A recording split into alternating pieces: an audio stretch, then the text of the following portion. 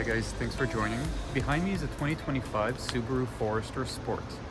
Now the Sport is a trim level that I particularly like, and that is because it introduces some new features that were only previously in the top of the line, and some of them we didn't have at all, like the 19-inch rims.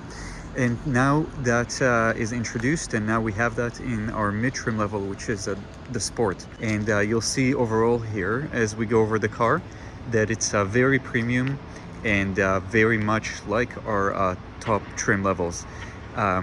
We'll see the interior in just a little bit and check out how impressive that is. But for now, you can see that from the outside, with these 19-inch bronze accented or bronze colored rims, the car looks very high class and has all the markings of a fully loaded vehicle. It's got these extra accents here in the front, the bronze, the inserts over here on the side. Those are all marks currently of the Sport trim level.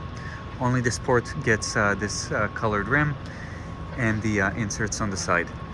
And because of that, the car will look very good, in my opinion, in a variety of different colors. The black here, crystal black silica, looks very impressive. White will look very good. So darker colors as well as bright colors should look very good. That's because we have the contrast of the cladding, the plastic there, the 19-inch rims again, with the bronze color there, and some of the other accents on the sides, the lettering here, the silver lettering in there, as well as that little bit of white and gray incorporated into the taillights. You'll see in the back we have the Forester lettering. So that's new for this new generation for Forester, but all Foresters will have that, not just the Sport. And just to touch some more on the design language, here on the front wheel wells, we have these claddings that have more of a shape to them. They're not a semicircle like we had before. And the vents right here in the front, whether they're functional or not, give it a nice sporty look, something more aggressive. And then that again is shared with all 2025 Foresters. But one thing that isn't are the sleek, low profile roof rails right here.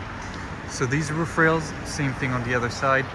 This is where you would attach your crossbars and whatever accessories or boxes or storage solutions that you have on top.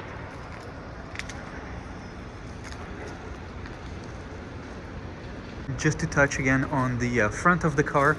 The front of it, I mentioned before in another video that it kind of looks like the Ford models. I've gotten used to it since then, and it looks Subaru enough to me now. It looks sleek enough. And especially so on the Sport trim level, because you can see it's got the glossy black grille here, and not much matte. So pretty nice front end overall. Now another nice feature that I like about the Forester Sport in particular are these synthetic leather seats. So Subaru, in Canada at least, we call them all-weather soft touch material. I like to call it synthetic leather, and in the US these are called StarTex material. I think they're still called StarTex over there. Now it's got the same power seat as you would get in the higher trim levels. You get the lumbar support as well. In our higher trim levels we might have another adjustability here for the lumbar support. I'm not quite sure, but otherwise it's the same seat, the same contours. And again, this synthetic material is 100% waterproof, other than the seams, of course. And so that means if there's a spill here with just a regular cloth, you can wipe it down. You don't have to panic, you don't have to hurry. It shouldn't get as hot or as cold as leather in the summertime, and overall so far our experience is pretty good with how it wears. So because this material, and you can see in the back here, looks quite nice as well, because it's such a nice material, to me that again steps up the quality of the car, the quality of the materials in here, to something closer to our Canadian Limited or Premier, which is the top of the line. And just another look here.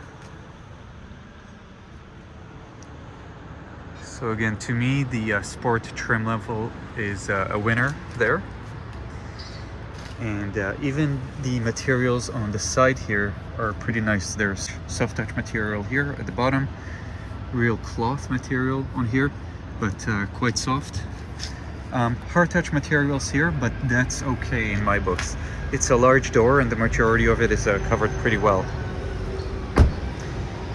Now finally, the feature that to me represents luxury and is generally unique to us, to the top of the line, is this right here, the Harman Kardon sound system. So the Harman Kardon sound system consists of our speakers front and back from Harman Kardon, and of course that's an upgrade. And in the back we have a subwoofer. Let's get to it right now. And there's our subwoofer. That's again the Harman Kardon 8-inch subwoofer. We've got the speakers all around. I believe Subaru counts them as 11. Some of them are double counted because there's two cones in one. I believe that's the case. But anyhow, with the subwoofer you have very good treble and amazing bass as well. And the HK system, this Harman Kardon sound system, also comes with an amplifier. There's an amplifier just at the bottom below that front seat. Let's get a view of that as well. So now we're in the back seat here, and here is that amplifier that I was talking about. So that's quite nice, and that pushes, I'm not sure exactly, somewhere between 300 to 400 watts, I believe, to the entire system. And again, that's something that used to be for the top of the line only in Subarus, and now we have it in the mid-trim level. Apart from that, just a couple of things that I'm noticing now is the vents in the back here. I believe we have that even on the lower trim level, the touring, but something that for a long time we didn't have on the what we consider the mid-trim levels. Other than that, it gets the nice black liner top here for the roof, so I really like that with the Forester. And other than that, it gets all the other things that our top of the line Subarus get, and the mid-trim level as well, such as the power tailgate right here that operates in the same way. It's got the sunroof here, the extra large single piece sunroof, and otherwise the drive and the experience is the same as our other Foresters. So overall, very good value. And again, to me, it's kind of bridging the gap now with the top of the line vehicles. And so if you're interested in something like that, that I think is would be a great choice. And it's priced at just around, or just under, I believe, under 44,000 Canadian. And again, a great choice if you're considering it. Thanks for watching again. Leave any questions you have in the comments. Thank you.